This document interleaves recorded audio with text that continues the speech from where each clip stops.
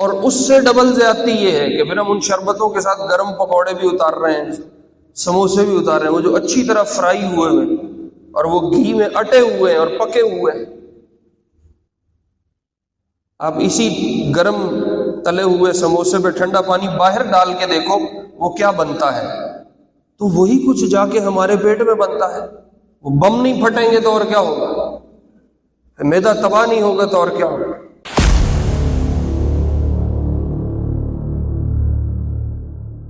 پھر اس سے اوپر ایک بڑی مصیبت یہ ہے کہ ہم کھا پی کے بیٹھ جاتے ہیں، ہماری خوراکیں اس طرح کی ہیں کہ وہ ہمیں کام کے قابل چھوڑتی نہیں، یعنی وہ جو ہم کھاتے ہیں اس کے بعد ہمارا جسم کہتا ہے اب کام نہیں کر سکتے آپ۔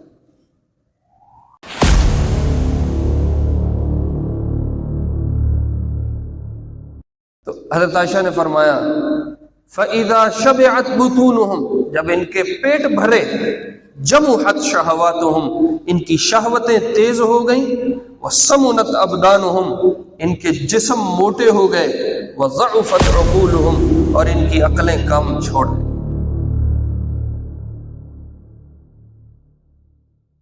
پھر ہم ٹھنڈے گرم کا خیال نہیں کرتے، ادھر ٹھنڈے شربت ہے، ادھر گرم گرم بریانی ہے، گرم گرم پلاؤ ہے، گرم گرم پکوڑے سموسے ہیں، اتنے پیٹ۔ کچھ موٹاپا بیماری کے طور پہ ہوتا ہے، میں اس کو شکایت نہیں کر رہا، بیماری بھی ہوتی ہے، بعض دفعہ جسم پھولنے والے ہوتے ہیں وہ پھول جاتے ہیں، لیکن کچھ موٹاپا ہم نے خود اپنے پہ سوار کیا ہے، وہ نقصان دہ ہے۔ پرہیز کیا ہے؟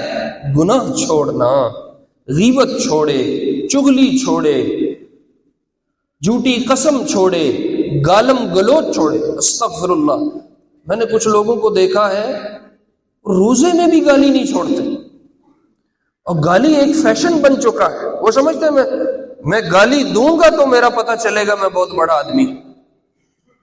یقین جانو بعض دفعہ طبیعت بہت تنگ پڑتی ہے، اتنی گندی گندی گالیاں، میں سوچتا ہوں کہ یہ بول کیسے لیتے ہیں۔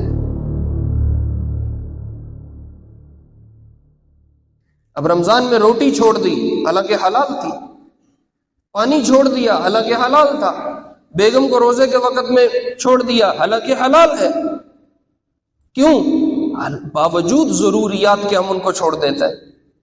مجھے بتاؤ، فلم ضرورت ہے، ڈرامہ ضرورت ہے، کرکٹ میچ ضرورت ہے، ننگے ناچ ضرورت ہے، ادھر حلال ضرورت چھوڑ دی، ادھر حرام فضول چیز بھی نہیں چھوڑی، یہ کیسا روزہ ہے؟ حلال ضروریات چھوڑتا ہے، حرام فضولیات نہیں چھوڑتا، اور کہتا میں روزے سے ہوں۔ صلی علی سیدنا صلی اللہ علیہ وسلم، صلی علی سیدنا صلی اللہ علیہ وسلم، صلی علی سیدنا صلی اللہ علیہ وسلم، صلی علی سیدنا صلی اللہ علیہ۔ میرے بھائیوں، دوستوں، بزرگوں، رمضان کا مہینہ روحانی اعتبار سے بھی پاک ہونے کا مہینہ ہے اور جسمانی اعتبار سے بھی پاک ہونے کا مہینہ ہے۔ اس میں روح بھی دھلے گی، اور اگر تھوڑا خیال رکھا جائے تو جسم بھی دھلے گا۔ یا اب یوں کہہ لو، رمضان میں ایمان والے سے دو طرح کی مشق کروائی گئی۔ ایک مشق کروائی گئی ہے کہ یہ اپنے آپ کو روحانی طور پہ صاف کرے اور پاک کرے، اور دوسری مشق کروائی گئی ہے کہ یہ اپنے آپ کو جسمانی طور پہ بھی صاف کرے اور پاک کرے۔ جیسے ایک آدمی ہفتہ بھر نہیں نہایا تو اب جسم پہ بہت سارا میل کچیل جمع ہو گیا اور بہت طبیعت اچاٹ ہے اور طبیعت بھاری بھاری ہے. اب یہ شاور لیتا ہے، اب یہ نہاتا ہے، تو نہا کے ایک دم ہلکا پھلکا ہو جاتا ہے، وہ ساری میل کچیل اتر جاتی ہے. وہ جو جسم سے چپٹی ہوئی کچھ چیزیں تھیں جس سے طبیعت اچاٹ ہوئی تھی، اب وہ سب اتر گیا، دھل گیا اور طبیعت بالکل کھل کے تازہ ہو گئی. رمضان سال بعد جب آتا ہے تو یہ ایمان والے کو غسل دیتا ہے، جسمانی طور پہ بھی روحانی طور پہ بھی. روحانی طور پہ اس طرح کہ جتنے گناہ جمع ہوئے پڑے ہیں ہر انسان کے اوپر، اس کے اعضاء پہ، جوارح پہ، اور وہ اٹا پڑا ہے اور میل کچیل کٹھی ہوئی پڑی ہے، تو اب رمضان آیا کہ اس ساری میل کچیل کو دھو کے صاف کر دے اور اس کو ایک دفعہ نہلا کے پاک کر دے. اور اسی طرح جسم میں جو بیماریاں جمع ہو چکی ہیں، فاسد مادے کٹھے ہو چکے ہیں، رمضان آتا ہے کہ جسمانی طور پہ آ کے ایمان والے کو غسل دے اور اس کی جسمانی بیماریاں، فاسد مادے اور اندر وہ خلیے جن کی جسم کو ضرورت نہیں اور وہ پیدا ہو چکے ہیں، اب یہ بھوکا رہے گا، پیاسا رہے گا، تو اس سے ان سارے مادوں کا، بیماریوں کا اخراج ہونا شروع ہو جائے. تو رمضان آ کے دو کام کرتا ہے، ایمان والے کو روحانی طور پہ بھی پاک کرتا ہے، جسمانی طور پہ بھی پاک کرتا ہے. اس لیے میرے عزیزوں، رمضان میں کرنے کی یہ دو محنتیں ہیں. نمبر ایک، اس کو پہلے ذکر کر لیتے ہیں، ایمان اعمال کو بعد میں ذکر کر لیں گے. پہلی مشق اور پہلی محنت یہ ہے کہ ہم جسمانی طور پہ اپنے آپ کو ٹھیک کریں. جسمانی طور پہ ٹھیک کیسے ہوں گے؟ اگر سحری تھوڑی کھائی ہے تو وہ 10-11 بجے تک، 12 بجے تک چلتی ہے. اب اس کے بعد بھوک لگ گئی، پیٹ خالی ہو گیا، ابھی سفر پڑا ہے 6-7 گھنٹے اور، اب گاڑی زور لگائے گی. اب جو جسم میں فاسد مادے اکٹھے ہوئے ہیں وہ اب جلیں گے، اور بیماریاں جو جنم لے چکی ہیں وہ اب ختم ہوں گی، اور گاڑی زور لگائے گی، اور ایک ایک انگ، ایک ایک خلیہ گرم ہو جائے گا. اور یہ ڈاکٹر بتاتے ہیں، میڈیکل بتاتا ہے کہ جسم کو جب ضرورت پڑتی ہے تو یہ اپنے آپ کو اندر سے خود استعمال کرنا شروع کرتا ہے. تو اب جو اندر فضول چربی جمع ہوئی وہ اب استعمال ہوگی.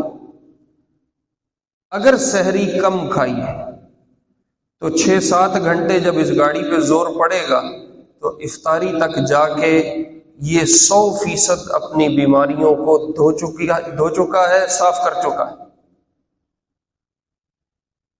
فاسد مادے جل چکے ہیں، اب ہر چیز گرم ہے.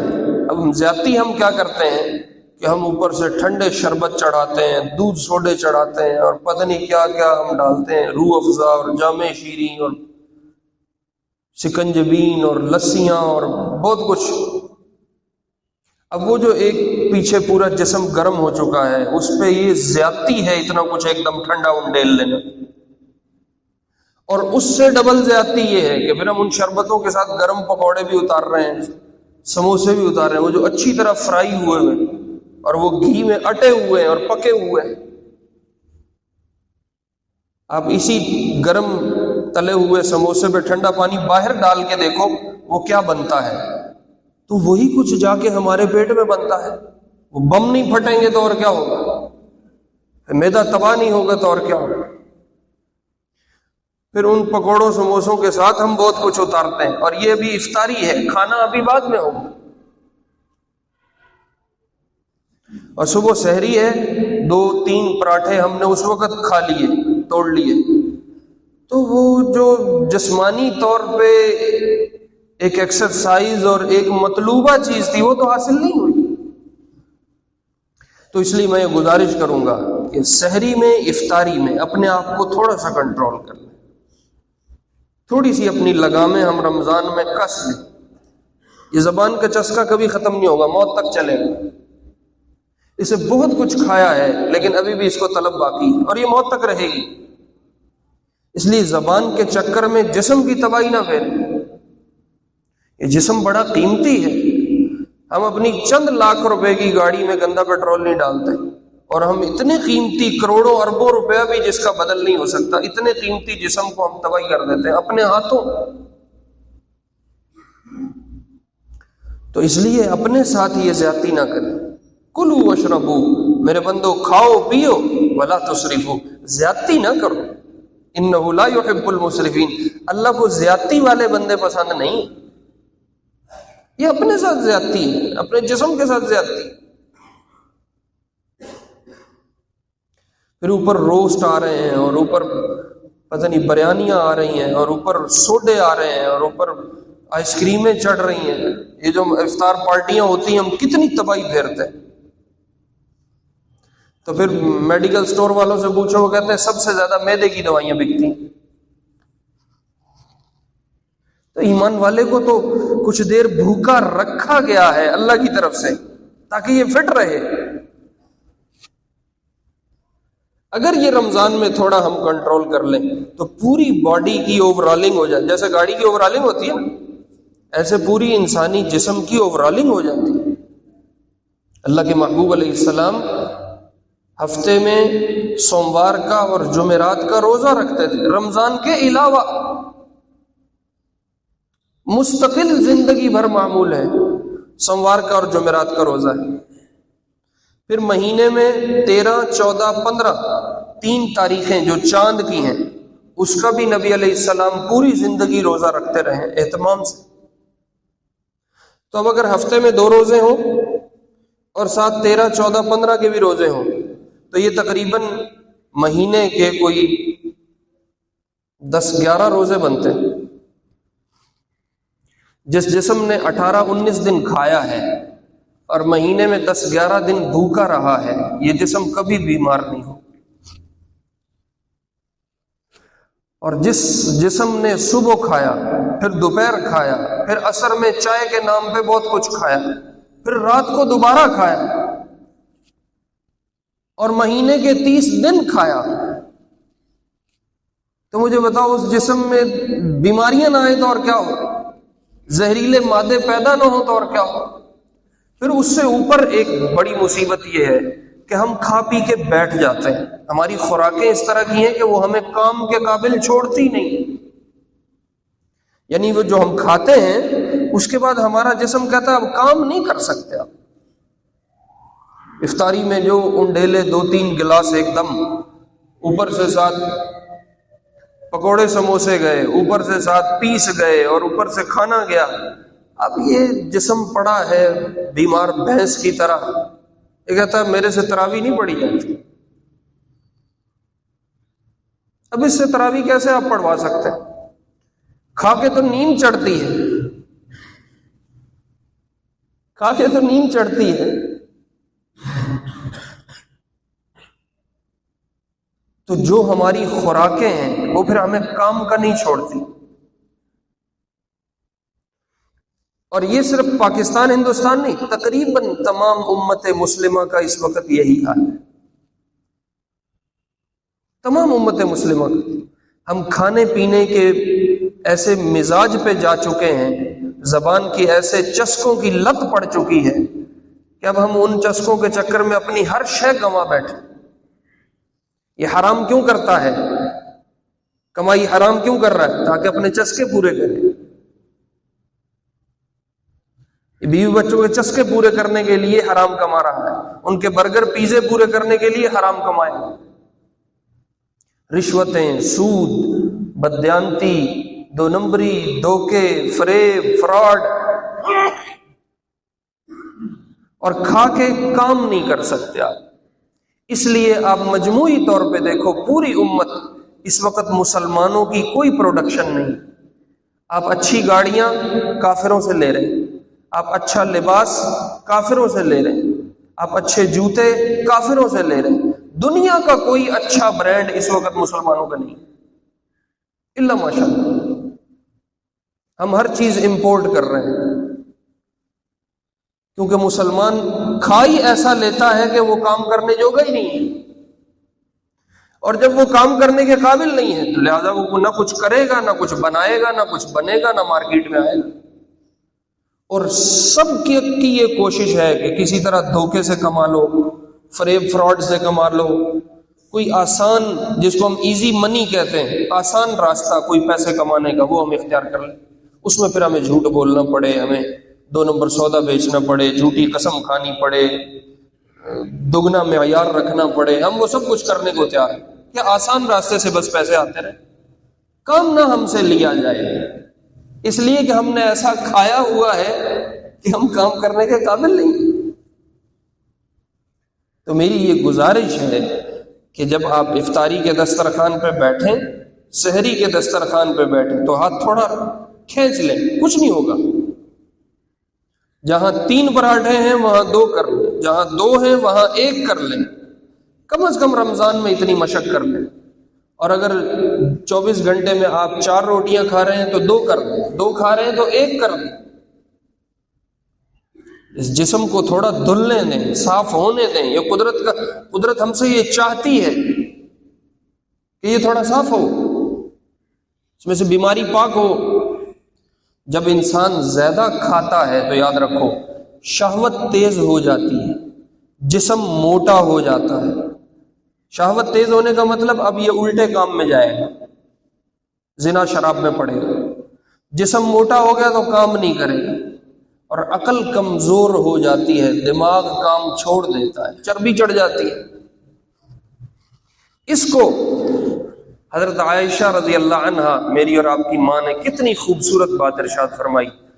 حضرت عائشہ نے فرمایا اول بلاء اصابت هذه الامہ بعد نبیها الشبع، پہلی مصیبت حضور کے دنیا سے جانے کے بعد صلی اللہ علیہ وسلم، یعنی وڈی مصیبت تے نبی علیہ السلام دا دنیا تو چلے جانے، اس کے بعد سب سے پہلی مصیبت جو اس امت کو آ کے لگی اور اس امت کو پریشان کیا اور اس امت کو وہ مصیبت کی یہ امت شکار ہوئی، وہ مصیبت کیا ہے؟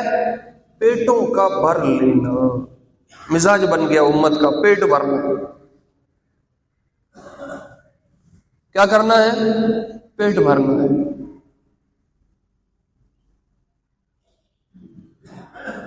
تو حضرت عائشہ نے فرمایا فَإِذَا شَبِعَتْ بُطُونُهُمْ، جب ان کے پیٹ بھرے، جَمُحَتْ شَهَوَاتُهُمْ، ان کی شہوتیں تیز ہو گئیں، وَسَمُنَتْ أَبْدَانُهُمْ، ان کے جسم موٹے ہو گئے، وَضَعُفَتْ عُقُولُهُمْ، اور ان کی عقلیں کام چھوڑ گئیں۔ تو اس لیے میرے اور آپ کے دین نے کسی چیز میں تشنگی نہیں چھوڑی، بس ہم اس سے رہنمائی لیتے نہیں ہیں۔ یہ میں آپ کو میڈیکل کا خلاصہ بتا رہا ہوں۔ اگر ہم اپنی ہاتھ کو کنٹرول کر لیں تو ہماری بیماریاں خود بخود کنٹرول ہو جائیں گی، اور نتیجے میں ہم کام کریں گے، اور جب ہم کام کریں گے تو مسلمانوں کی مارکیٹ اچھی ہو جائے گی۔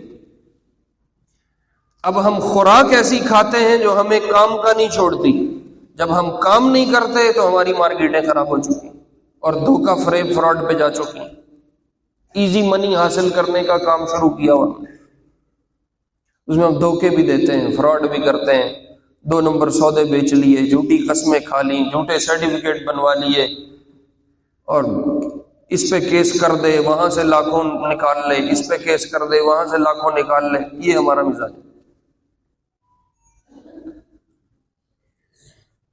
تو میرے عزیزوں، میرے پیارو، یہ مشق ہے رمضان میں کہ اپنے کھانے پینے کو کنٹرول کرو۔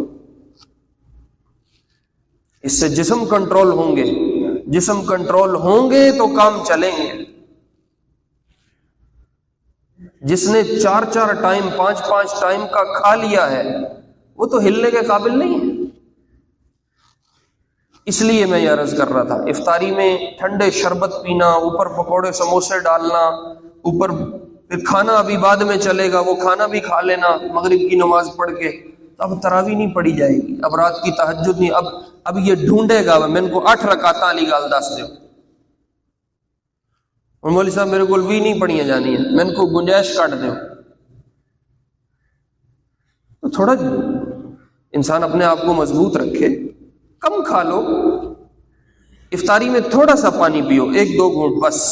گاڑی گرم ہے، ابھی ایک دم ٹھنڈا پانی مت اونڈے لو، تھوڑا سا لو اور مغرب پڑھنے چلے جاؤ. مغرب پڑھ کے آؤ، آ کے ہلکا پھلکا طبیعت کا کھانا کھاؤ اور تراویح کے لیے اپنے آپ کو تیار کرو.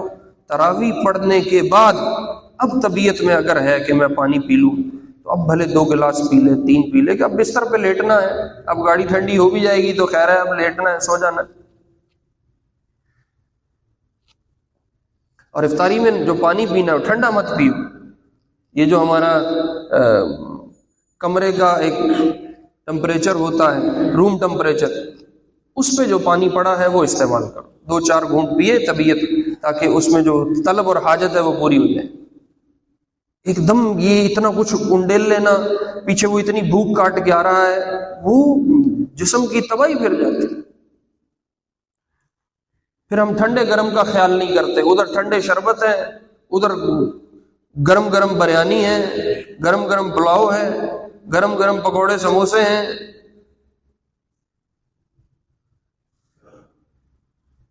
اتنے پیٹ.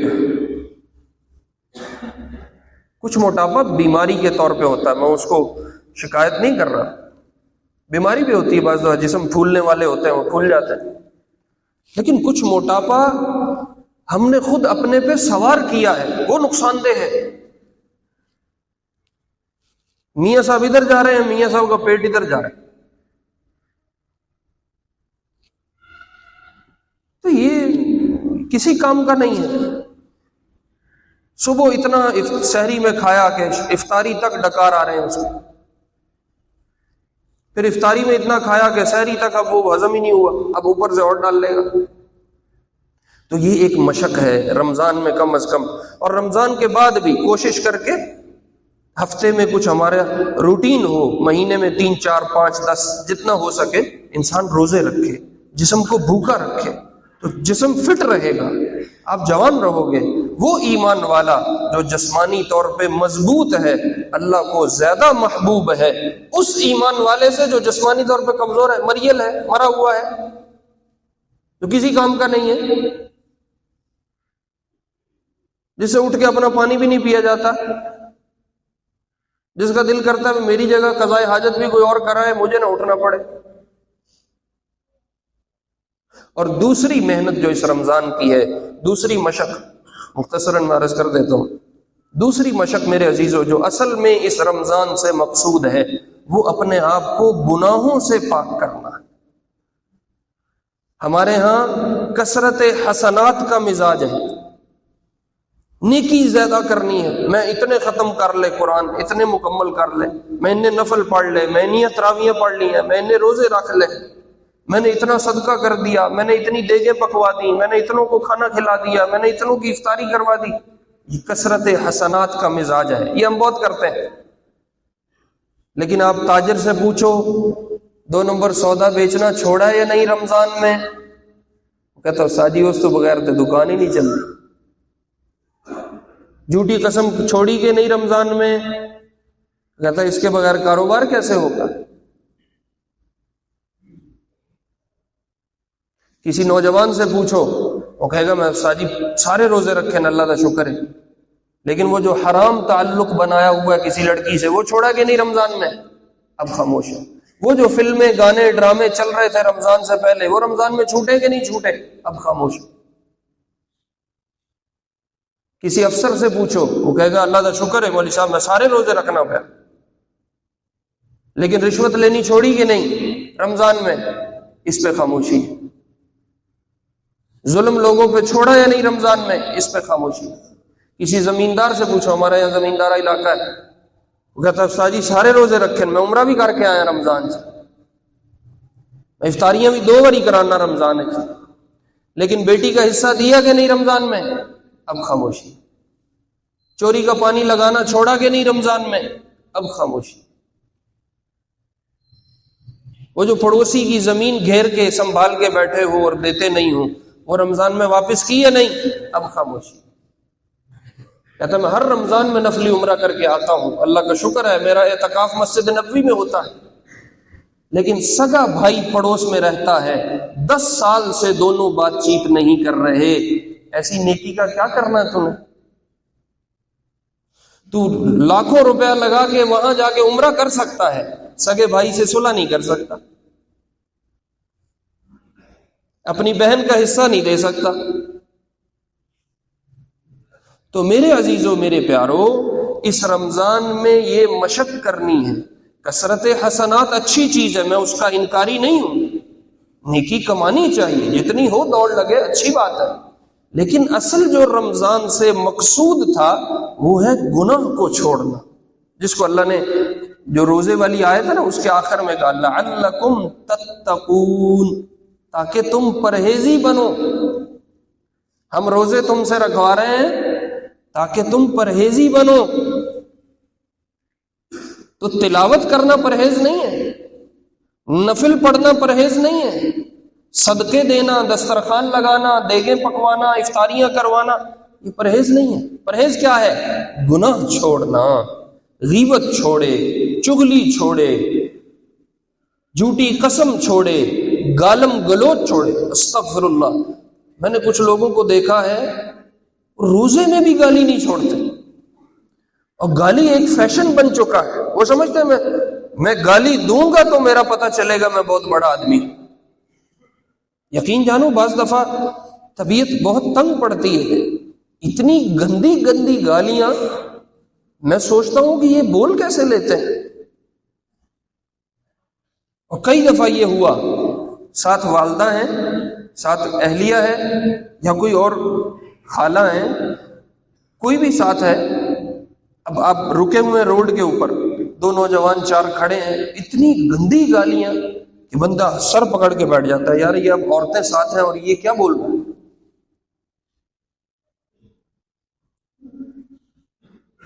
تو رمضان میں نے لڑائی چھوڑی کہ نہیں، میں نے صلح صفائی کی یا نہیں، میں نے گالی چھوڑی یا نہیں، میں نے غیبت چھوڑی یا نہیں، میں نے چغلیاں چھوڑی یا نہیں، میں نے 2 نمبر کام چھوڑے یا نہیں۔ اصل رمضان سے یہ مقصود ہے، جیسے ڈاکٹر کہتا ہے اصل اس سے مقصود فلاں علاج ہے، باقی یہ گولی فلاں فلاں کام بھی کر دے گی۔ تو رمضان میں روزے سے اصل مقصود گناہ چھڑوانا ہے، باقی جنت کے درجات ہیں، اللہ کا قرب ہے، نیکیاں ہیں، وہ ساری چیزیں وہ ساتھ ساتھ ہیں، وہ تو مل جائیں گی۔ تو اصل مقصود حسنات کی کثرت نہیں ہے، اصل مقصود گناہوں سے بچنا، سیئات سے بچنا ہے۔ اب رمضان میں روٹی چھوڑ دی حالانکہ حلال تھی، پانی چھوڑ دیا حالانکہ حلال تھا، بیگم کو روزے کے وقت میں چھوڑ دیا حالانکہ حلال ہے، کیوں؟ باوجود ضروریات کے ہم ان کو چھوڑ دیتے ہیں۔ مجھے بتاؤ، فلم ضرورت ہے، ڈرامہ ضرورت ہے، کرکٹ میچ ضرورت ہے، ننگے ناچ ضرورت ہے، ادھر حلال ضرورت چھوڑ دی، ادھر حرام فضول چیز بھی نہیں چھوڑی، یہ کیسا روزہ ہے؟ حلال ضروریات چھوڑتا ہے، حرام فضولیات نہیں چھوڑتا، اور کہتا میں روزے سے ہوں، اور کہتا میں روزے سے ہوں۔ تو اصل میں حرام فضولیات سے بچنا ہے۔ ہاں، جو اللہ نے منع کیا ہے رمضان میں، جو ضرورت کی چیزیں منع ہیں وہ بھی چھوڑنی ہے۔ اصل میں تو مشق ہے گناہ چھوڑنے۔ اور یاد رکھو میرے پیارو، میری نیکی سے مجھے تو راحت ہوگی، کسی دوسرے کو کوئی فائدہ نہیں ہوگا۔ نفل پڑھے ہیں تو میری جنت، ذکر کیتا ہے میری جنت، تلاوت کی ہے میری جنت، صدقہ کیا ہے میری جنت، دوسرے کو کوئی فائدہ نہیں ہوا۔ تہجد پڑھ کے مجھے خود طبیعت کو سکون ملا ہے، دوسرے کو کوئی فائدہ نہیں۔ صدقہ کر کے میری اپنی طبیعت خوش ہوئی ہے، دوسرے کو کوئی فائدہ نہیں۔ جب میں گناہ چھوڑوں گا تو دوسرے کو فائدہ ہوگا، جھوٹ چھوڑے گا تو دوسرے کو فائدہ ہے، غیبت چھوڑے گا تو دوسرے کو فائدہ ہے، کسی کا حق جو مارا ہوا ہے وہ دے گا تو دوسرے کا فائدہ ہے۔ تب ہمارا مزاج یہ ہے نیکیاں کیتی جاؤ، گناہ نہیں چھڑنے۔ تو رمضان میں یہ مشق ہے کہ نیکی بھی کرنی ہے لیکن اصل میں گناہ چھوڑنا ہے۔ اسی لیے اس وقت امت سے غیر متاثر نہیں ہے، کیونکہ امت نفل پڑھ رہی ہے، امت روزے رکھ رہی ہے، امت ماشاءاللہ تراویح بھی پڑھ رہی ہے، امت مسجدیں بھی تعمیر کر رہی ہے، امت بڑے بڑے دسترخوان بھی لگا رہی ہے، ویلفیئر ٹرسٹ بھی چلا رہی ہے، لیکن یہ امت کی وہ نیکی ہے جو امت تک ہے، غیر کو اس کا کوئی فائدہ نہیں ہو رہا۔ جب مسلمان گناہ چھوڑنے پہ آئے گا اب تأثر مسلمان کا دوسروں پہ جائے گا۔ اللہ ہمیں اپنا دین سیکھ کے سمجھ کے عمل کرنے کی توفیق نصیب فرمائے۔ سنت ہے صلی علی سیدنا